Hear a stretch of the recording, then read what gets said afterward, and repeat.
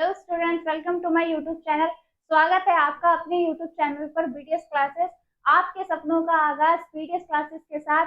जैसा कि मैंने आपको लास्ट वीडियो में पार्ट 1 सेल पढ़ाया था, लेकर आ गई हूँ आपके लिए पार्ट 2। आगे हम पढ़ेंगे सेल के बारे में, जिसको मैंने लास्ट टाइम आपको डायग्राम एक्सप्लेन किया था सेल्स के बारे में। ह्यूमन सेल थी, प्लांट सेल थी, एक एक जीव पादप कोशिका थी, एक जीव कोशिका थी, जिसके बारे में मैंने एक्सप्लेन किया था।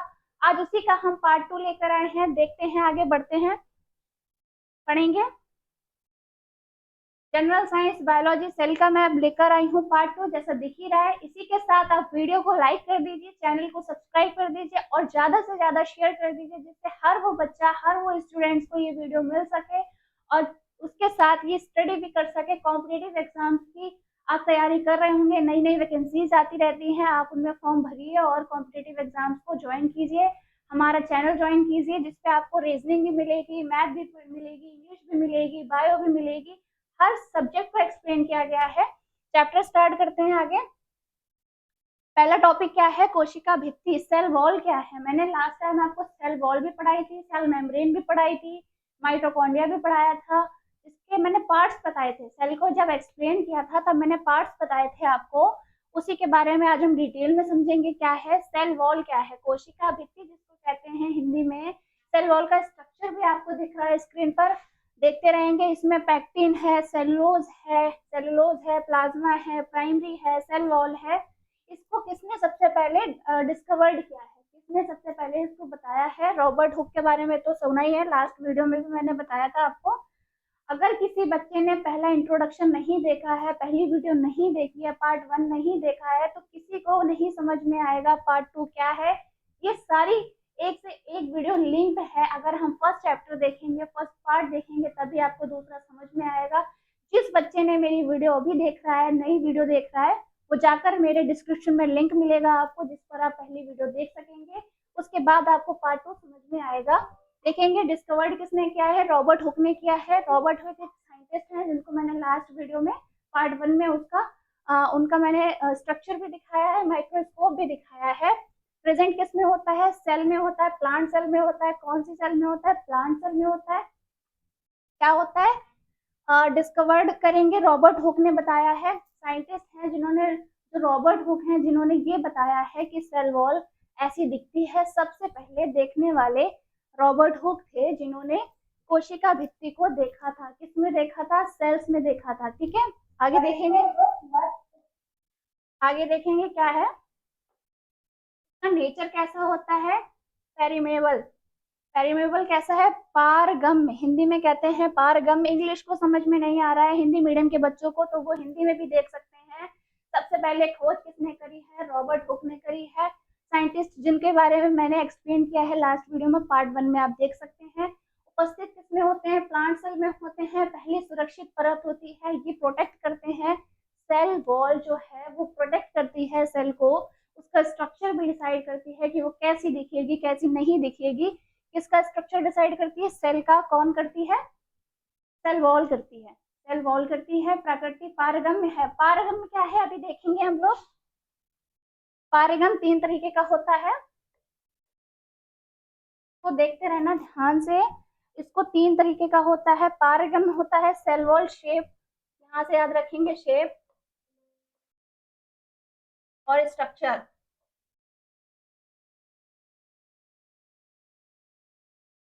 शेप और स्ट्रक्चर याद रखेंगे। शेप, शेप के जिस तरीके से सेल वॉल उसको दिखाएगी, बनाने की प्रकृति, जैसे वो जैसे ढलेगी उसी खांचे में ढलती चली जाएगी सेल वॉल। स्ट्रक्चर उसका डिसाइड करेगा।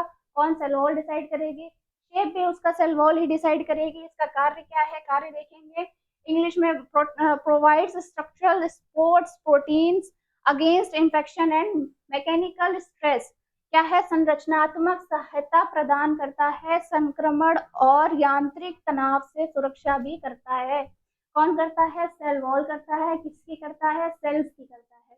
ठीक है, सेल की करेगा। कौन सी सेल की करेगा? प्लांट सेल की करेगा। अभी देखते हैं क्या है सेल वॉल। मैंने दो तरीके की आपको लास्ट वीडियो में सेल पढ़ाई थी, एक प्लांट सेल थी और एक एनिमल सेल थी। अभी बता सकते हो आप लोग, कमेंट में बताना मुझको कि क्या सेल वॉल प्लांट सेल और ह्यूमन सेल जो होती है, प्लांट सेल और जो एनिमल सेल है, दोनों में मिलती है या नहीं मिलती है, आप मुझे बताना कमेंट में। अभी मैं बता देती हूँ आपको, सेल वॉल सिर्फ और सिर्फ प्लांट्स में ही अवेलेबल होती है और एनिमल्स में नहीं मिलेगी आपको, ठीक है। संरचनात्मक है, इसके स्ट्रक्चर मैंने बता ही दिया है, स्ट्रक्चर है इसका, वो भी डिसाइड कौन करता है, सेल वॉल करता है। शेप उसकी डिसाइड कौन करता है, सेल वॉल करता है। स्ट्रक्चर भी दिखाया है, आप स्क्रीनशॉट ले सकते हो। आगे नोट्स भी प्रॉपर बनाते रहना, इजी फॉर्म में मैं पढ़ा रही हूँ, आपको समझ में आ रहा होगा, उम्मीद करती हूँ। आगे बढ़ते हैं। सेल वॉल क्या है? कोशिका भित्ति। अभी भी कोशिका भित्ति बताया था, इसको डिटेल में पढ़ाने। सेकेंडरी वॉल भी होती है, प्राइमरी वॉल भी होती है, मिडल भी होती है। अभी मैंने लास्ट टाइम आपको पीछे देखना, मैंने पारगम में पढ़ाया था आपको, 3 तरीके का होता है ये पारगम, इसको देखना। 3 तरीके का होता है, अर्ध पारगम में होता है, पारगम में होता है, अपारगम में होता है। यहाँ पे लिख भी लेंगे, पहला तो ये हो गया पारगम में, अर्ध पारगम में। अर्ध पारगम में होता है, एक अपारगम में होता है।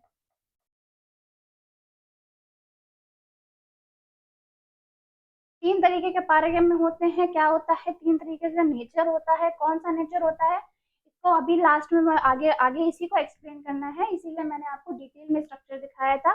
लेकिन पारगम में आपको वहां पर याद नहीं रहता, इसीलिए मैंने बैक करके दिखाया है आपको। आगे देखना, यहाँ पे पारगम को मैं समझाने वाली हूँ, जैसे मैंने बताया था अभी।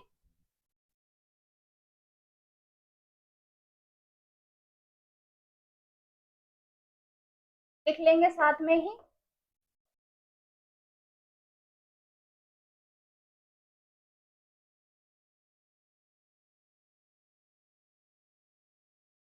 पहला है पारगम्य, दूसरा है अर्ध पारगम्य, तीसरा है अपारगम्य।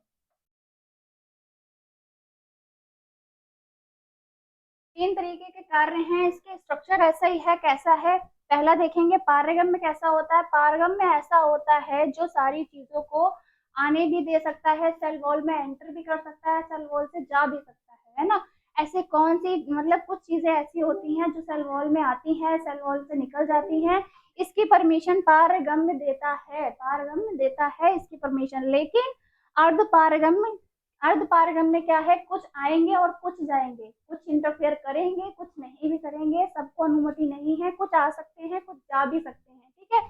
लेकिन अपारगम में क्या है, इसमें ना ही कोई एंटर करेगा और ना ही इससे निकलेगा। सेल वॉल में एक बार जो चीज एंटर हो गई, या जो चीज माइटोकॉन्ड्रिया अगर एंटर हो गया तो वो हो ही गया, वो निकल नहीं सकता। किसके द्वारा? अपारगम में कहा, इसलिए ये उसको प्रोवाइड करता है, ये चीज उसको बांध के रखती है कि इसमें से नहीं निकल सकता कुछ भी।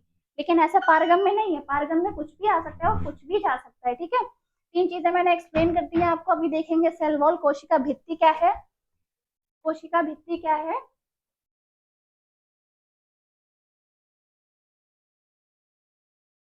कोशिका भित्ति क्या है? प्लांट्स क्या है? सेलुलोज, सेलुलोज की बनी होती है। प्लांट सेल जो है वो सेलुलोज की बनी होती है, मैंने लास्ट टाइम आपको बताया था। सेलुलोज, उसमें अंदर जो तरल द्रव्य पदार्थ होता है उसका नाम सेलुलोज ही है ना। एल्गी की फॉर्म में सेलुलोज, हेमी सेलुलोज, एल्गी की फॉर्म में हेमी भी है, सेलुलोज भी है, ठीक है। बैक्टीरिया में पेप्टिड पेप्टिडो पेप्टोग्लाइकन होता है, पेप्टिडोग्लाइकन होता है। फंजाई में काइटिन होता है। आप ही देखेंगे शैवाल, सेलुलोज होता है, हेमी सेलुलोज जो मिक्स करके बना हुआ है, इसको देख लेंगे। बैक्टीरिया है, पेप्टिड दो ग्लाइकन है, कवक है, काइटिन है। कवक जो होता है काइटिन का बना होता है, मैंने काइटिन उसमें एक्सप्लेन भी किया था, जब मैंने डायग्राम बताया था उसमें बताया भी था। आगे देखेंगे सेल मेम्ब्रेन क्या है, कोशिका झिल्ली क्या है। इसको शॉर्ट फॉर्म में देखेंगे, सैंडविच होता है जैसे ना, 2 ब्रेड होती है, अपर लेयर होती है, नीचे वाली होती है, हम 2 ब्रेड को आपस में रखते हैं, ऐसे चिपका देते हैं, बीच में उसके हम फ्रूट वेजिटेबल्स रखते हैं, तरह तरह के, है ना, कुछ भी रख सकते हैं। वैसे ही सेम ऐसा है, सेल मेम्ब्रेन में 2 तरीके की लेयर होती है, 2 तरीके की लेयर होती है, नीचे वाली भी होती है, ऊपर वाली भी लेयर होती है, जिसको हम कहते हैं प्रोटीन, जो प्रोटीन की बनी होती है। बीच में क्या है, प्रोटीन होता है, इसमें कार्बोहाइड्रेट भी होता है ना, ग्लोबल प्रोटीन भी होता है, ग्लाइकोलिपिड भी होता है सेल मेम्ब्रेन में, ठीक है। प्लांट सेल क्या है, प्लांट सेल सेकेंड सरफेस दूसरी सतह से पहली सतह, एनिमल सेल है, पशु कोशिका है, फर्स्ट सरफेस है पहली सतह। अभी मुझको बता सकते हो सेल मेम्ब्रेन है क्या? मैंने लास्ट वीडियो में बताया था सेल मेम्ब्रेन ऐसी है मेम्ब्रेन जो पहली क्या है स्ट्रक्चर के साथ समझना। ये मैंने दिखाया था आपको प्लांट सेल का स्ट्रक्चर, और इस तरीके का स्ट्रक्चर दिखाया था मैंने आपको एनिमल सेल का।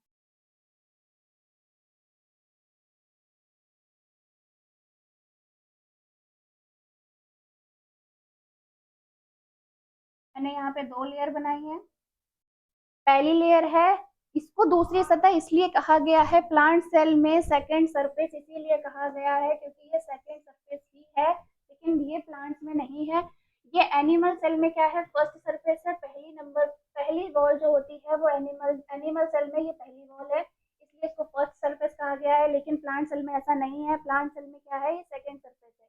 अंदर वाली सरफेस के बारे में बात की जा रही है सैंडविच की फॉर्म में, इसलिए इसको इजीली वे में समझा रहे हैं। जैसे 2 ब्रेड को लेते हैं, आपस में रखते हैं, बीच में हम वेजिटेबल्स को रखते हैं, सेम ऐसे ही है सेल मेम्ब्रेन में 2 लेयर होती हैं, अपर वाली होती है, मिडल वाली होती है, लेकिन क्या है बीच में प्रोटीन होता है, बीच में प्रोटीन होता है, इसीलिए इसको सैंडविच के फॉर्म में पढ़ा है। अभी देखेंगे यहाँ पे लिखा है सैंडविच मॉडल भी कहा जाता है।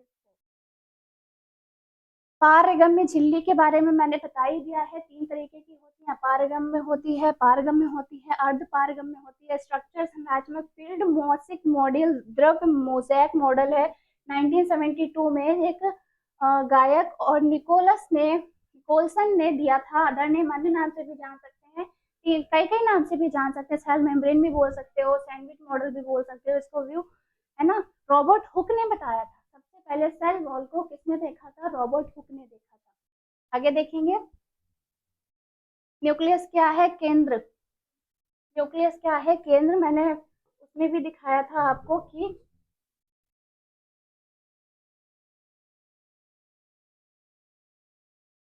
स्ट्रक्चर को खोल के रख लेना, स्ट्रक्चर के साथ में ही पढ़ाई आप जान सकते हो कि न्यूक्लियस क्या है, माइटोकॉन्ड्रिया क्या है, सेलुलोज क्या है ना। बिना विदाउट स्ट्रक्चर विदाउट डायग्राम के आपको समझ में नहीं आएगा। ये मैंने माइक्रोस्कोपिक स्ट्रक्चर आपके सामने रखा है, आप देख सकते हो, है ना। इसको समझने की कोशिश करते हैं। सबसे पहले न्यूक्लियस की खोज किसने करी, रॉबर्ट ब्राउन ने। रॉबर्ट हुक अलग थे, रॉबर्ट ब्राउन अलग हैं। सन 1831 में, ईयर 1831 में सबसे पहले किसने खोजा था, रॉबर्ट ब्राउन ने खोजा था। रॉबर्ट हुक ने सेल को खोजा था, न्यूक्लियस की खोज करने वाले रॉबर्ट ब्राउन है, ठीक है। कौन से 1831 में। इसका कार्य क्या है, कंट्रोल सेंटर है, नियंत्रण केंद्र है, कंट्रोल सेंटर है, नियंत्रण केंद्र है। प्लांट सेल में क्या है, पेरीफेरी है, प्लांट सेल में क्या है, पेरीफेरी है। एनिमल सेल क्या है, सेंटर है, एनिमल सेल में सेंटर में होती है, प्लांट सेल में पेरीफेरी दिशा में होती है। अभी मैं इसको एक्सप्लेन करूंगी डायग्राम में, बिल्कुल इजी फॉर्म में समझा रही हूँ। It is control all the function of the cell, hence the nucleus is called as the brain of the cell. It also carries genetic material. It also carries genetic material. Hindi वाले भी देख लेंगे। पादप cell की परिधि है, पशु कोशिका के केंद्रक में होता है, यह कोशिका के सभी कार्यों को नियंत्रित करता है, इसीलिए केंद्रक को कोशिका का मस्तिष्क कहा जाता है। इसमें आनुवांशिक सामग्री भी होती है, इसमें आनुवांशिक सामग्री भी होती है। इंग्लिश वाली भी देखेंगे, हिंदी वाली भी समझेंगे, स्ट्रक्चर के साथ समझाऊंगी। मानते हैं ये आपको स्ट्रक्चर दिख रहा है, बिल्कुल माइक्रोस्कोपिक स्ट्रक्चर है, जिसमें मैं बताऊंगी आपको भरा हुआ गोला दिख रहा है, इसको क्या कहते हैं, न्यूक्लियस कहते हैं, केंद्रक कहते हैं, इसको केंद्रक कहते हैं। और जो साइड में आपको दिख रहा है ना, इसको क्या कहते हैं, न्यूक्लियोलस। न्यूक्लियोलस कहते हैं, बाहरी स्ट्रक्चर को कहते हैं न्यूक्लियोलस। न्यूक्लियोलस के अंदर होता है न्यूक्लियस, जिसको दिख रहा है आपको, हाईलाइट भी करते चलना, इसीलिए डायग्राम के साथ समझा रही हूँ, विदाउट डायग्राम आपको कुछ भी समझ में नहीं आने वाला है, इसीलिए डायग्राम पर आप ध्यान देंगे। अभी देखेंगे बीच बीच में जगह बच रही है, भाई ये जगह भी तो बच रही है, इसको क्या कहते हैं, न्यूक्लियोपोर कहते हैं, इसको क्या कहते हैं, न्यूक्लियर पोर कहते हैं इसको। लेकिन ये कहो द्रव्य बाहर निकल रहा है, ऐसा नहीं है, एक पतली सी झिल्ली है जो इसको रोक कर रखी है, अंदर इसके अंदर द्रव्य भरा हुआ है। क्या भरा है, न्यूक्लियोप्लाज्मा भरा है, न्यूक्लियोप्लाज्म भरा है, इसमें दिख रहा है। न्यूक्लियर एनवलप भी कहेंगे, जिसको ये गोल गोल दिख रहा है, ये प्रोटेक्टिव लेयर होती है, इसको न्यूक्लियर एनवलप कहते हैं, ठीक है। अभी मैंने इसको समझा ही दिया। इसको केंद्रिका के अंदर केंद्रक पाया जाता है, केंद्रिका के अंदर केंद्रक पाया जाता है। लेकिन अभी देखेंगे, अभी एक्सप्लेन कर रही थी मैं, पेरीफेरी क्या होता है। पेरीफेरी क्या होता है, मैंने प्लांट सेल भी बनाई है, स्ट्रक्चर दे रही हूँ, खाली स्ट्रक्चर दे रही हूँ। पार्ट 1 में मैंने वीडियो के लास्ट में पूरी तरीके से डिटेल में आपको मैंने स्ट्रक्चर समझाया है, प्लांट सेल का भी समझाया है, एनिमल सेल का भी समझाया है, जिसमें माइटोकॉन्ड्रिया भी है ना, साइटोप्लाज्म, न्यूक्लियोप्लाज्म, सब कुछ मैंने आपको बताया है। अभी मैं डिटेल में समझा रही हूँ, उसमें ना वैक्यूल वगैरह सब कुछ मैंने पढ़ाया है। स्ट्रक्चर देखे वो आप देखोगे तभी आपको समझ में आएगा, विदाउट स्ट्रक्चर आपको कुछ भी समझ में नहीं आएगा। अगर जिस बच्चे को समझ में नहीं आ रहा है वो पार्ट 1 में वीडियो देख सकता है, उसी में आपको समझ में आएगा कि मैंने डायग्राम को एक्सप्लेन कैसे किया है। मैंने डायग्राम को एक्सप्लेन कैसे किया है, अभी देखेंगे। प्लांट सेल में क्या होता है, पेरीफेरी एक किनारा है जिसमें न्यूक्लियस के अंदर, न्यूक्लियोलस के अंदर न्यूक्लियस मिलेगा आपको, ठीक है। लेकिन एनिमल सेल में ऐसा नहीं है, एनिमल सेल में बिल्कुल बीच में मिलेगा आपको न्यूक्लियस। न्यूक्लियोलस होता है ये न्यूक्लियस होता है।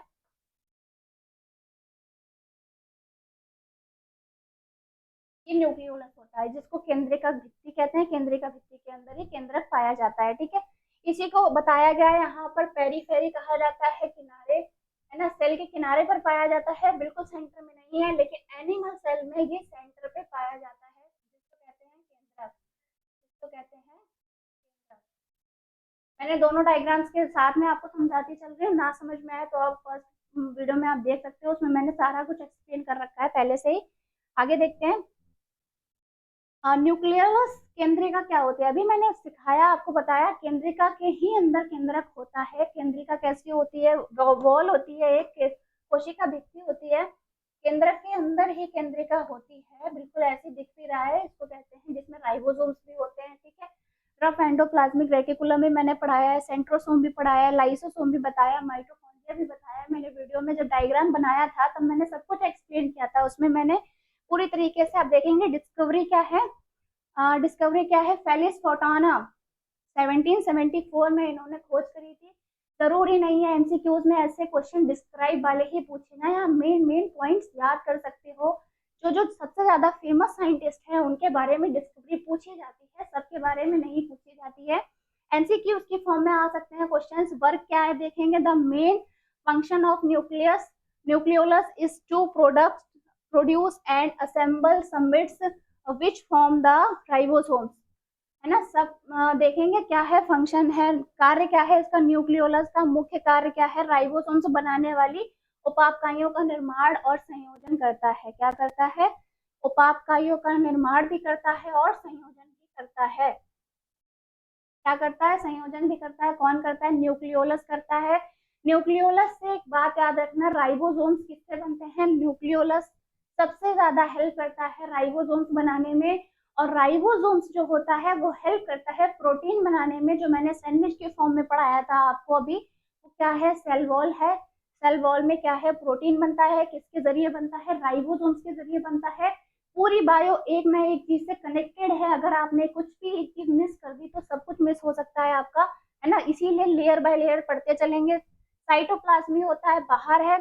झिल्ली के अंदर केंद्रिका मिल रही है आपको, है ना, केंद्रिका के अंदर केंद्रक मिलता है आपको, है ना। खोज किसने करी है, फटाना ने करी है, फेलिस फटाना ने 1774 में पढ़ी है, हिंदी वाले भी देख लेंगे। कार्य क्या है, न्यूक्लियस का मुख्य कार्य है राइबोसोम्स बनाने वाली उपापकाइयों का निर्माण और संयोजन करता है। मैंने बता ही दिया, राइबोसोम्स का निर्माण करता है ये, ठीक है। अन्य नाम से भी इसको जान सकते हैं, फैक्ट्री ऑफ राइबोसोम्स। अभी मैंने बताया कि राइबोसोम्स जो है, इसी के जरिए राइबोसोम्स बनते हैं, न्यूक्लियोलस के जरिए बनते हैं, इसीलिए इसका नाम रखा गया है फैक्ट्री ऑफ राइबोसोम्स। क्या रखा गया है, अदर नेम से भी जान सकते हैं, फैक्ट्री ऑफ राइबोसोम्स। इसीलिए इसका नाम रखा गया है राइबोसोम्स, क्योंकि राइबोसोम्स का निर्माण करता है, हेल्प करता है बनाने में, ठीक है। न्यूक्लियोलस का केंद्र क्या है, न्यूक्लियोलस सेंटर ऑफ न्यूक्लियस है, बीच में पाया जाने वाला क्या है, न्यूक्लियोलस ही है, जिसको अभी मैंने डिटेल में बता ही रखा है। 3 पार्ट में पढ़ा रही हूँ मैं आपको, है ना। अभी फर्स्ट पार्ट में भी पढ़ाया, सेकंड चैप्टर में भी आपको पढ़ाया, थर्ड पेज पे भी मैं वही चीज पढ़ा रही हूँ, एक्सप्लेन कर रही हूँ। न्यूक्लियोलस प्रोटीन संश्लेषण और कोशिका में राइबोसोम के उत्पादन है, राइबोसोम्स के उत्पादन है। क्या है? Nucleolus help in protein synthesis and production of the ribosomes in the cells. क्या है? न्यूक्लियस जो है फोटो प्रोटीन सिंथेसिस में भी मदद करता है। कौन मदद करता है? न्यूक्लियोलस। मैंने बताया सब कनेक्टेड है, राइबोसोम से ही कनेक्टेड प्रोटीन है, प्रोटीन से कनेक्टेड राइबोसोम है, राइबोसोम से कनेक्टेड न्यूक्लियस है, न्यूक्लियोलस से कनेक्टेड न्यूक्लियस है, केंद्रिका से कनेक्टेड केंद्रक है। ना समझ में आप कमेंट में पूछ सकते हो, आपको हर क्वेश्चन का जवाब मिलता रहेगा। माइटोकॉन्ड्रिया क्या है? सूत्र कणिका क्या है? माइटोकॉन्ड्रिया की हिंदी एयर कहीं मिलती है वरना आपको नहीं मिलेगी, मैंने बताया है। माइटोकॉन्ड्रिया क्या कहते हैं? सूत्र कणिका। क्या कहते हैं? सूत्र कणिका। इसको डिस्कवर्ड किसने किया है? अल्बर्ट वॉन कॉलिकर ने किया है। कौन से सन में किया है? 1877 में किया है। इसको कट कर देना। रिचार्ड एल्टमन ने किया है। नेम्ड माइटोकॉन्ड्रिया कार्ल बेंडो ने क्या किया है? 1898 में क्या किया? अभी यहाँ पे ध्यान रखना, सबसे ज्यादा इंपॉर्टेंट चीज जो है वो यही है, सबसे ज्यादा चीज यही इंपॉर्टेंट है। बायोप्लास्ट का नाम आपने सुना है? क्या है?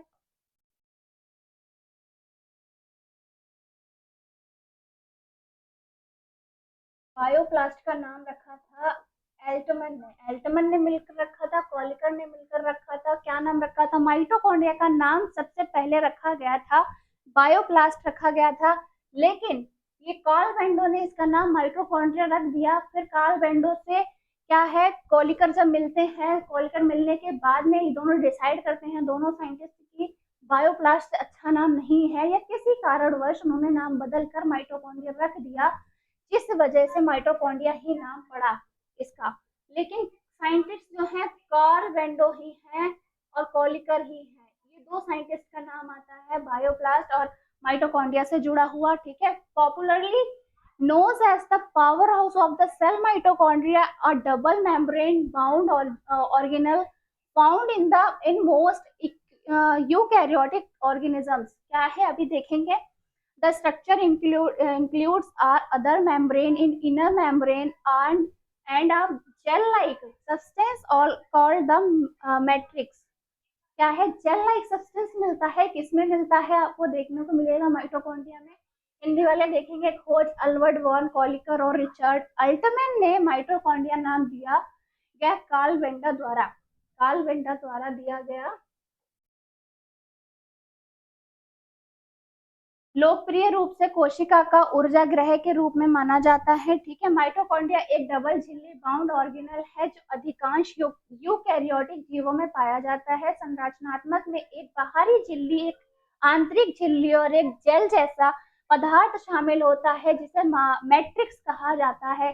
अभी ये बुक की लैंग्वेज में आपको समझा रही थी, अभी मैं आपको अपनी लैंग्वेज में बताती हूँ जो बिल्कुल माइंडसेट में आपके सेम हो जाएगा पूरी तरीके से। ठीक है, अभी देखना, माइटोकॉन्ड्रिया है, स्क्रीन पर दिख रहा है आपको। ठीक है, इनर मेम्ब्रेन है, इसमें बाहरी मेम्ब्रेन होती है जो, ठीक है, आउटर मेम्ब्रेन है जो बाहर की ओर होती है। अंदर क्या है? राइबोसोम्स है, ये छोटे छोटे राइबोसोम्स मैंने दिखाया था। स्ट्रक्चर देखेंगे माइटोकॉन्ड्रिया मैंने आपको दिखाया था बना के, ऐसे ऐसे ऐसे इस तरीके से होता है, इसमें राइबोसोम इस सेल में होता है।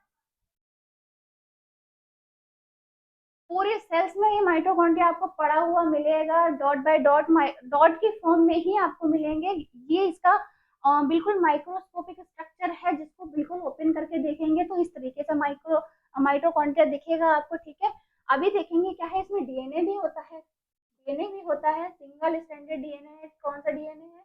सिंगल स्टैंडर्ड डीएनए है। डीएनए सिंगल स्टैंडर्ड होता ही नहीं, डबल स्टैंडर्ड होता है। ठीक है, power house of the cell कहा गया है। क्यों कहा गया है? क्योंकि माइटोकॉन्ड्रिया से ही सबसे ज्यादा एनर्जी मिलती है। किसको मिलती है? सेल को मिलती है। पूरा सेल ही इसके जरिए चलता है, माइटोकॉन्ड्रिया के जरिए चलता है, इसीलिए इसका नाम कोशिका का ऊर्जा ग्रह भी रखा गया है, power house of the cell भी रखा गया है। इसको डिटेल में देखना। अभी क्या है? यूकैरियोटिक क्या है? दो तरीके की सेल्स होती हैं, प्रोकैरियोटिक होती है और यूकैरियोटिक होती है। यूकैरियोटिक जैसे हम हैं, हमारी सेल्स पहले से डेवलप है, उसी में हम और डेवलप कर रहे हैं। ठीक है, बढ़ाए विकास करे जा रहे हैं, हाथ पैर डेवलप हो रहे हैं, माइंड डेवलप हो रहा है, बाल डेवलप हो रहे हैं, है ना, इसी से। और यूकैरियोटिक जो होते हैं, जैसे हम होते हैं, हम गुड सेल्स हैं, प्रोकैरियोटिक सेल्स ऐसी नहीं होती हैं, बिल्कुल नहीं होती हैं, वो एडवांस नहीं होती हैं, लेकिन यूकैरियोटिक सेल्स एडवांस होती हैं। जैसे हम हैं, ह्यूमंस में कौन सी सेल्स पाई जाती हैं? यूकैरियोटिक पाई जाती हैं, है ना। प्लांट, वायरस और बैक्टीरिया में कौन सी सेल्स पाई जाती हैं? प्रोकैरियोटिक। इसको डिटेल में मैं नेक्स्ट पार्ट में आपको समझाऊंगी, प्रोकैरियोटिक क्या होता है और यूकैरियोटिक क्या होता है। अभी देखेंगे आगे। माइटोकॉन्ड्रिया सूत्रकड़ी का चप्पल के आकार का होता है, शॉर्ट फॉर्म में याद रखेंगे बिल्कुल। अभी देखना, इसका स्ट्रक्चर बिल्कुल ऐसे ही होता है जैसे पुराने जमाने में हम चप्पल पहना करते थे, बिल्कुल सेम ऐसी तरीके से पहना करते थे, बिल्कुल वही स्ट्रक्चर है, आप याद रखेंगे।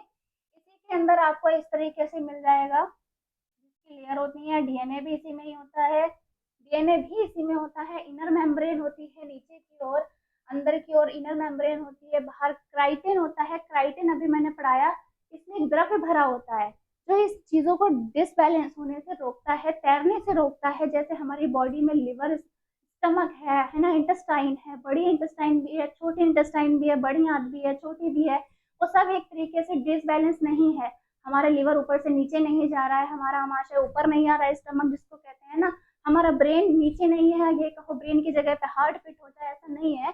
ऐसे ही माइटोकॉन्ड्रिया में भी है, हर सेल्स में कोई भी चीज डिसबैलेंस नहीं होती है, इसी वजह से नहीं होती क्योंकि उसमें कोई ना कोई सा तरल पदार्थ होता है। इसमें किसकी फॉर्म में है? जेल की फॉर्म में मिलेगा, आपको लिख लेंगे। जेल की फॉर्म में मिलेगा, क्या मिलेगा? काइटिन नामक पदार्थ मिलेगा, काइटिन भी लिख सकते हो आप लोग। काइटिन नामक पदार्थ मिलेगा, जिसकी वजह से चीजें डिसबैलेंस होने से रुक जाती हैं और अपनी तह पर बिल्कुल सुरक्षित रहती हैं राइबोसोम्स में, ठीक है। डीएनए भी मिलता है। डीएनए क्या है? यूनिट, हमारी सेल्स की सबसे छोटी यूनिट है। जैसे सेल हमारी बॉडी की यूनिट है सबसे छोटी, ऐसे ही डीएनए भी सेल्स की सबसे छोटी यूनिट है, जिसकी वजह से जेनेट, जो एक जेनेटिक मटेरियल है, जिसकी वजह से अनुवांशिक पदार्थ है, वो एक, जिसकी वजह से गुण जो होते हैं, ह्यूमंस के गुण हमारे बच्चों में जाएंगे, किसके जरिए जाएंगे? डीएनए के जरिए जाएंगे। ऐसे प्लांट सेल में भी होता है, प्लांट सेल में भी डीएनए, प्लांट अगर लंबा है तो उसका जो नया पौधा वो बनाएगा, नई जनरेशन बनाएगा, उसमें भी प्लांट्स जो होते हैं वो डीएनए की वजह से ही उसके स्ट्रक्चर उसको मिलेंगे। जैसे हमारे माता पिता के लक्षण हमारी संतान में आते हैं, बिल्कुल उसी तरीके से बड़े पेड़ पौधों के लक्षण जो है उनकी संतानों में भी जाएंगे। किसके जरिए जाएंगे? डीएनए के जरिए जाएंगे। डीएनए एक अनुवांशिक पदार्थ है, इसको जब डिटेल में मैं पढ़ाऊंगी तब इसका स्ट्रक्चर भी दिखाऊंगी आपको। अभी देखेंगे क्या है, वे पोषक तत्वों को तोड़ने और कोशिका के लिए ऊर्जा से भरपूर अणु उत्पन्न करने में प्रमुख भूमिका निभाते हैं। मैंने आपको बता ही दिया है, किसी भी चीज को ऊर्जा प्रदान करने के लिए सेल्स में सबसे ज्यादा इंपॉर्टेंट होता है माइटोकॉन्ड्रिया। बहुत शॉर्ट फॉर्म में पढ़ा रही हूँ, किताबी लैंग्वेज से ज्यादा आपको बोली हुई लैंग्वेज माइंड में सेट हो जाएगी, इसीलिए आप इस पर, ये सिर्फ आपकी सहायता के लिए है कि मैंने आपको दिखाया है इस तरीके से किताबी लैंग्वेज है, लेकिन अभी जो मैं आपको बता रही हूँ उसको आप ध्यान देना। दोहरी झिल्ली में पाया जाता है, सिंगल स्टैंडर्ड में नहीं होता है, ना डीएनए सिंगल स्टैंडर्ड में होता है, ना तो माइटोकॉन्ड्रिया होता है। ये क्या है? डबल स्टैंडर्ड में होता है, इसमें 2 लेयर पाई जाती है। दिख भी रहा है आपको, नीचे वाली भी है, ऊपर वाली भी है, अलग अलग तरीके से डबल स्टैंडर्ड। इसका आकार क्या है? व्यास में 0.5 से लेकर 1.0 माइक्रोमीटर तक होता है। इसका आकार कितना होता है? 0.5 से लेकर 1.0 तक ही होता है। किसका? इतना माइटोकॉन्ड्रिया है इसका। अब कहो इससे छोटा भी हो सकता है, इससे बड़ा भी हो सकता है, ऐसा नहीं है। इसका एक निश्चित आकार है जो आपको मैंने दिखाई दिया है। कि किस में पाया जाता है? कोशिका के अंदर, कोशिका में पाया जाता है, सेल्स में। सेल्स में छोटी सेल्स होती हैं, माइटोकॉन्ड्रिया उन्हीं सेल्स में मिलता है। मैंने दिखाए थे आपको, डायग्राम में बताया है, बार बार मैं बता रही हूँ, बार बार एक्सप्लेन कर रही हूँ आपके आगे। अगर पार्ट 1 में आपने डायग्राम नहीं देखा है, नहीं समझा है, तो आपको माइटोकॉन्ड्रिया समझ में नहीं आएगा। आगे देखेंगे। प्लास्टिड्स क्या है? लवक किसको कहते हैं? क्रोमोप्लास्ट। 3 तरीके के लवक होते हैं ना, क्लोरोप्लास्ट होता है, क्रोमोप्लास्ट होता है, ल्यूकोप्लास्ट भी होता है। किसको कहते हैं? वर्णी लवक होता है, हरित लवक होता है, आणविक लवक होता है। वर्णी लवक किसको कहते हैं? वर्णी लवक कहते हैं फ्लावर और फ्रूट्स में पाया जाता है, जो फ्लावर और फ्रूट्स में पाया जाता है, जो कलर, रंग बिरंगी फूलों को या फलों को कलर देने का काम करता है, वो कौन करता है? क्रोमोप्लास्ट करता है। इसमें रंग होते हैं, ये लिखा है क्रोमोप्लास्ट। क्लोरोप्लास्ट क्या होता है? हरित लवक होता है, green stem and the leaves of the plants. क्या है? पत्तियों में पाया जाता है। क्या पाया जाता है? क्रोमोप्लास्ट पाया जाता है। लेकिन क्लोरोप्लास्ट क्या है, ह्यूमंस में मिलता है या नहीं, आप हमें कमेंट में बताना, अभी मैं बता रही हूँ। क्लोरोप्लास्ट हरित लवक है जो सिर्फ और सिर्फ पत्तियों में मिलता है। पत्तियों में मिलता है, किसके जरिए मिलता है? क्लोरोप्लास्ट के जरिए पत्तियों को हरा कलर मिलता है, पेड़ों को हरा कलर मिलता है क्लोरोप्लास्ट के जरिए। और ल्यूकोप्लास्ट का क्या काम है? ल्यूकोप्लास्ट क्या करता है? रूट्स और स्टेम में मिलता है। जहां पर प्रकाश का, सूर्य का प्रकाश नहीं पहुंचता है, वहां पर ल्यूकोप्लास्ट उसको मिलता है, उसको एनर्जी देता है उसको। इसीलिए रूट्स में और प्लांट्स में प्लांट्स में रूट्स होती हैं जिनको जड़ कहा जाता है, जड़ों में मिलने वाला क्या होता है? ल्यूकोप्लास्ट होता है जो उनकी एनर्जी को डेवलप करता है। कैसे करता है अभी आगे बताएंगे, स्क्रीन पर देखेंगे। ग्रीन स्टेम जो होती है ये फोटोसिंथेसिस होती है, ठीक है। फोटोसिंथेसिस क्या होती है? खाना बनाने की क्रिया होती है। हमारा रसोई घर अलग है, ह्यूमंस का रसोई घर घर में होता है, ठीक है। पौधों का रसोई घर किसमें होता है? पत्तियों में होता है। पौधों में खाना कहाँ बनता है? पत्तियों में बनता है। क्यों बनता है? पौधे भी तो न्यूट्रिशन अब्सॉर्ब करेंगे तभी तो वो बड़े होंगे, डेवलप होंगे अच्छी तरीके से, है ना। तो ध्यान रखेंगे। ग्रीन स्टेम्स जो है, हरित लवक जो है, क्लोरोप्लास्ट जो है, जो हरे रंग प्रदान करते हैं। किसको? पौधों को हरा रंग प्रदान करते हैं। फ्लावर और फ्रूट में कलरफुल देते हैं। आगे देखना, क्रोमोप्लास्ट वर्णिलवक क्या है? पहला अभी मैंने दिखाया है, तीनों स्क्रीन पर लाइन से दिखाए थे। माइक्रोस्कोपिक स्ट्रक्चर आप देख सकते हो जिसमें राइबोसोम्स हैं। राइबोसोम्स आपको हर जगह मिलेगा, हर जगह मिलेगा। मैंने आपको क्या पढ़ा दिया? माइटोकॉन्ड्रिया पढ़ा दिया। माइटोकॉन्ड्रिया दोनों में मिलता है, ह्यूमन सेल में, प्लांट सेल में भी मिलेगा आपको, ठीक है। और उसके साथ साथ में आपको एनिमल सेल में भी मिलेगा आपको, ठीक है। अभी देखेंगे, it has xanthophyll, it has xanthophyll and creatine. It imparts colour like red, yellow and orange. मैंने बताया कि कलर देता है, कलर देने का काम करता है। कौन सा काम करता है? क्रोमोप्लास्ट जो है, क्रोमोप्लास्ट जो है red, yellow and orange to the plant parts, parts को कलर देने का काम करता है। आप कहो ये तीन कलर ही, मैंने तो पहले बताया कलरफुल है ना, अलग अलग तरीके के कलर देता है। लेकिन अधिकतर कलर लाल ही फल होते हैं अधिकतर, इसीलिए रेड कलर है, येलो कलर है, ऑरेंज कलर है। ये मेन सबसे ज्यादा कलर यूज होने वाले हैं जो सबसे ज्यादा प्लांट्स देते हैं। तो किसके जरिए मिलते हैं? क्रोमोप्लास्ट के जरिए मिलते हैं ये। It helps in the pollination and dispersal of seeds by the birds and insects. क्या है? इंसेक्ट और बर्ड्स में क्या होता है? पॉलिनेशन होता है। किसके जरिए होता है? क्रोमोप्लास्ट के जरिए होता है। क्रोमोप्लास्ट क्या करता है? ह्यूमंस में फर्टिलाइजेशन होता है, रिप्रोडक्शन होता है ना। ये भी चैप्टर डिटेल में पढ़ेंगे आगे, अभी टॉपिक बाय टॉपिक समझाते हैं। जिसकी बात की जा रही है अभी उसी की बात करेंगे। यहाँ पर वर्ड दिख रहा है आपको पॉलिनेशन। पौधों में होने वाले रिप्रोडक्शन को कहते हैं पॉलिनेशन। कोई भी फर्टिलाइजेशन कहेंगे या रिप्रोडक्शन नहीं कहेंगे पौधों में। अगर कॉम्पिटेटिव एग्जाम्स की पढ़ रहे हो, स्टडी कर रहे हो, आप किसी भी कॉम्पिटिशन की तैयारी कर रहे हो, कॉम्पिटिशन में रिप्रोडक्शन नहीं पढ़ेंगे, प्लांट्स में क्या पढ़ेंगे? पॉलिनेशन पढ़ेंगे। They help in pollination by dispersal of seeds. क्या है? हिंदी वाले भी देखते चलेंगे साथ में, दोनों फॉर्म में मैं पढ़ा रही हूँ, हिंदी भी समझा रही हूँ, इंग्लिश में भी समझा रही हूँ आपको। इसमें जैथिफिल और कैरिटिन होता है। किसमें होता है? क्रोमोप्लास्ट में होता है। किसमें होता है? क्रोमोप्लास्ट में होता है। क्या करते हैं? कलर देने का काम करते हैं। ये पौधों के भागों को लाल, पीला और नारंगी जैसे रंग प्रदान करते हैं। वही लैंग्वेज लिखी है जो मैंने लैंग्वेज आपको अभी बताई है, बिल्कुल वही सेम वही लैंग्वेज में लिखा भी है। ये पक्षियों और कीड़ों द्वारा परागण और बीजों में फैलाव में मदद करता है। कौन मदद करता है? क्रोमोप्लास्ट करता है। क्रोमोप्लास्ट ही है, राइबोसोम्स है, ये सब एक से कनेक्टेड है बिल्कुल। मतलब डिटेल में जब जानेंगे, पहली वीडियो से लिंक है, सारा कुछ भी आपको समझने के लिए बहुत डिटेल में समझना पड़ेगा। आगे क्या है? बीजों के प्रतिकर्ण द्वारा परागण में सहायक करता है, सहायक करता है। कौन करता है? क्रोमोप्लास्ट करता है। आगे देखेंगे, तीन तरीके के मैंने पता। क्रोमोप्लास्ट हो गया। अब क्या है? क्लोरोप्लास्ट, हरित लवक जिसको कहते हैं। हरित लवक स्क्रीन पर भी दिख रहा है, छोटी छोटी सेल्स होती हैं पौधों में, सिर्फ पौधों में होती हैं, ये ह्यूमंस में नहीं मिलता है ना। हर चीज को, जितने टॉपिक मैं आपको पढ़ा रही हूँ, आप सभी को ध्यान रखना कौन सी चीज ह्यूमन सेल में मिलती है, प्लांट सेल में नहीं मिलती है, और कौन सी चीज प्लांट सेल में मिलती है, एनिमल सेल में नहीं मिलती है। ये चीजें आपको ध्यान रखनी है ना। देखेंगे, it has chlorophyll that help in performing photosynthesis. Photosynthesis में सबसे बड़ा योगदान किसका है? क्लोरोप्लास्ट का है। किसका है? क्लोरोप्लास्ट का है, हरित लवक का है। मैंने बताया पौधों कहाँ खाना बनता है, फोटोसिंथेसिस किसके द्वारा होती है? सूरज के प्रकाश द्वारा होती है। सूरज का प्रकाश जब पड़ता है पौधों में, पौधे क्या करते हैं? एक्टिव हो जाते हैं, पत्तियां उनकी एक्टिव हो जाती हैं। जब एक्टिव होती हैं तब क्या है? फोटोसिंथेसिस के द्वारा जब सूर्य का प्रकाश पड़ रहा होता है ना, पहली बार का प्रकाश, जो जिसको विटामिन डी भी कहते हैं हम लोग, उसी उसी फॉर्म में क्या करते हैं, पेड़ पौधे अपना खाना बना लेते हैं। पूरे दिन की क्रिया हो जाती है उनकी।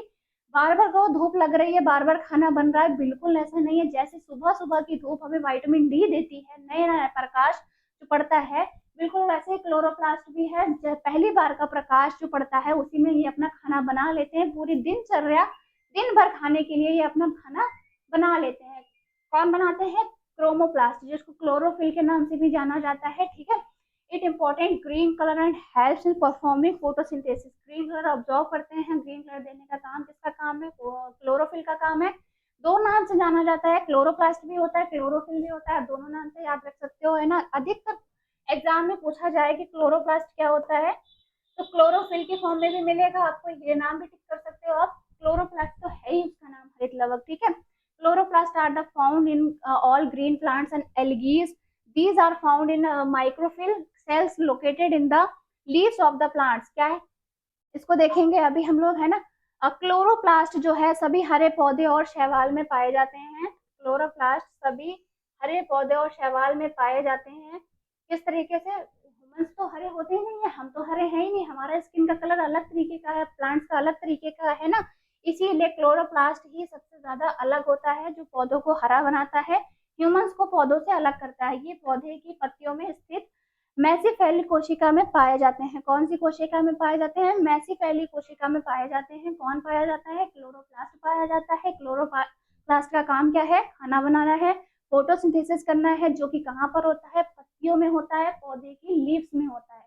कहाँ पे होता है? पौधे की लीव्स में होता है। आगे देखेंगे ल्यूकोप्लास्ट क्या होता है, आणविक लवक क्या होता है। आणविक लवक में ये है कि ये कलरलेस होता है, इसमें कोई कलर नहीं होता है, रंगहीन होता है, रंगहीन होता है। They do not impart any colours and serve store several found products. Example है, एग्जाम्पल भी दिख रहा है, ल्यूकोप्लास्ट का ही है, एम्पोप्लास्ट है, स्टोर है, स्टर्च है, ठीक है। फिर कोई रंग नहीं पैदा करते हैं, ये कोई रंग देने का काम नहीं करते हैं। इनका क्या काम है? रूट्स में, और रूट्स को मजबूत करते हैं, ठीक है। रूट्स में ये सबसे ज्यादा ल्यूकोप्लास्ट पौधे में कहाँ पे मिलता है? उनकी जड़ों में मिलता है, उनके तने में मिलता है, ठीक है। लेकिन अब कहो कि पौधे तो ब्राउन कलर के होते हैं ना, वो इसीलिए ब्राउन कलर के होते हैं क्योंकि ल्यूकोप्लास्ट कलर प्रदान नहीं करता है, कलर प्रदान नहीं करता है। देखेंगे एग्जाम्पल में, मैंने ल्यूकोप्लास्ट का मूल कार्य स्टार्च, लिपिड और प्रोटीन जैसे आवश्यक यौगिक का भंडार करना है। आवश्यक यौगिक का भंडार करना है किसका? ल्यूकोप्लास्ट का काम है भंडार। ये सिर्फ एनर्जी प्रोवाइड करता है, मैंने बता ही दिया है। जड़ हो चाहे तना हो चाहे कुछ भी हो पौधों में, है ना। रंग नहीं देता है, क्या करता है? खाली उसकी आवश्यकता के रूप में रखा गया है इसको। जो प्रोटीन है, लिपिड और स्टार्च की फॉर्म में, लिपिड और स्टार्च की फॉर्म में प्रोटीन जैसा आवश्यक यौगिक का भंडार करना ही है। आगे देखेंगे, इसमें लास्ट मैंने पढ़ाया था आपको माइटोकॉन्ड्रिया और न्यूक्लियस। न्यूक्लियस को समझेंगे, सबसे ज्यादा इंपॉर्टेंट यही चीज है, सबसे ज्यादा इसी के आगे मतलब सबसे ज्यादा एक्सप्लेन न्यूक्लियस को ही किया जाता है। पूरा देख लेंगे, डिस्कवरी भी पढ़ाई है मैंने, इसका कार्य भी बताया है, केंद्रिका के अंदर केंद्रक मिलता है, ठीक है। आगे देखेंगे माइटोकॉन्ड्रिया मिल रहा है आपको, माइटोकॉन्ड्रिया में डबल लेयर होती है, ठीक है, सिंगल लेयर नहीं होती है। डीएनए में भी डबल लेयर होती है, डबल स्टैंडर्ड होते हैं। पावर ऑफ द सेल कहा जाता है। क्यों कहा जाता है? ये ऊर्जा प्रदान करता है। किसको करता है? सेल्स को करता है। सेल्स को नहीं करता, सेल्स के अंदर जो सेल्स होती हैं उनको प्रदान करता है, ठीक है। वो एक खुद सेल है। माइटोकॉन्ड्रिया एक कौन सी सेल है? यूकैरियोटिक सेल है, जो पहले से डेवलप हो, जैसे हम हैं, हम गुड सेल से बने हुए हैं, तो पहले से डेवलप है, ठीक है। आगे देखेंगे माइटोकॉन्ड्रिया का, इसका छोटा सा मैंने दिखाया, राइबोसोम्स भी होते हैं, इंटरमेम्ब्रेन भी होती है, डीएनए भी होता है ना। सबको समझाया, आपको ना समझ में आया आप कमेंट में पूछ सकते हो, कोई भी क्वेश्चन निकल रहे हैं अगर आपके माइंड से, है ना, वो भी आपको मैं डिटेल में बता सकती हूँ, आप मुझे पूछ सकते हो, है ना। कमेंट सेक्शन आपके लिए पूरी तरीके से खुला हुआ है। इसीलिए क्लोरोप्लास्ट भी पढ़ाया आपको, क्रोमोप्लास्ट भी पढ़ाया है मैंने, ल्यूकोप्लास्ट भी पढ़ाया है ना। क्या काम है? ल्यूकोप्लास्ट कलर नहीं देता है, कलरहीन होता है, कलरलेस होता है, जिसको रंगहीन कहते हैं। हरित लवक जो होता है वो हरा कलर प्रदान करता है। क्लोरोप्लास्ट जो होता है वो फ्लावर और फ्रूट्स में होता है, जो रंग बिरंगा बनाने का काम करता है, फूलों को रंग बिरंगा बनाता है, फलों को भी रंग बिरंगा बनाता है। किसके जरिए होता है ये सब? क्रोमोप्लास्ट के जरिए होता है। तीनों को मैंने एक्सप्लेन भी किया है आपके सामने, है ना। इसका क्या काम है, रंग प्रदान करता है, लाल पीला नारंगी जैसे रंग प्रदान करता है। स्क्रीनशॉट आपको चाहिए हो तो आप वो भी ले सकते हो वीडियो के साथ में। आगे देखना, ये क्या है, क्लोरोप्लास्ट है जो रंग प्रदान करता है। कौन सा, क्लोरोफिल के फॉर्म में भी मिलता है हमको, क्लोरोफिल के फॉर्म में भी मिलता है जो हरे कलर का होता है। आगे देखेंगे ल्यूकोप्लास्ट है, इसमें कोई रंग नहीं मिलता है ना। एम्फोफाइसिस्ट होता है, स्टोर करता है, एनर्जी स्टोर करने का काम जिसमें होता है ल्यूकोप्लास्ट में होता है। इसी के साथ में अगर आपको कोई भी चीज समझ में नहीं आई है, आप मुझसे कमेंट सेक्शन में पूछ सकते हैं, मैं आपके सारे डाउट्स क्लियर करूंगी। उम्मीद करती हूँ आपको ये वीडियो अच्छा लगा होगा। बने रहिए हमारे चैनल के साथ और मैं आगे भी आपको जानकारी देती रहूंगी। जल्द ही लेकर आऊंगी मैं इसका पार्ट 3। अभी सेल चैप्टर कंप्लीट नहीं हुआ है। पार्ट 1 में मैंने आपको समझाया डायग्राम्स की लेबलिंग जब मैंने करी थी, उसके पार्ट्स मैंने आपको जब बताए थे, उसी के साथ मैंने आपको बताया था यहाँ पर पार्ट 2 में उसके पार्ट्स को मैंने डिस्क्राइब किया है पूरी तरीके से। सबसे ज्यादा याद रखने वाली बात है, डिस्क्राइब में साइंटिस्ट के नाम नहीं पूछे जाते हैं, बिल्कुल नहीं पूछे जाते हैं। जो सबसे ज्यादा फेमस साइंटिस्ट हैं, जैसे सेल थ्योरी किसने दी है, सिर्फ ऐसे साइंटिस्ट का नाम पूछा जाता है। जो कहो डिस्क्राइब सबसे ज्यादा पूछे जाते हैं, उनको याद करने की जरूरत नहीं है। एमसीक्यूज में सिर्फ आपसे फेमस साइंटिस्ट जो है उनके नाम पूछे जाएंगे। जल्द ही मैं थर्ड वीडियो के साथ आपसे मिलते हैं। बने रहिए हमारे चैनल के साथ और उम्मीद करती हूँ आपको वीडियो अच्छा लगा होगा। कोई भी सेशन ना समझ में आए तो आप पूछते रहिए क्वेश्चन। Thank you.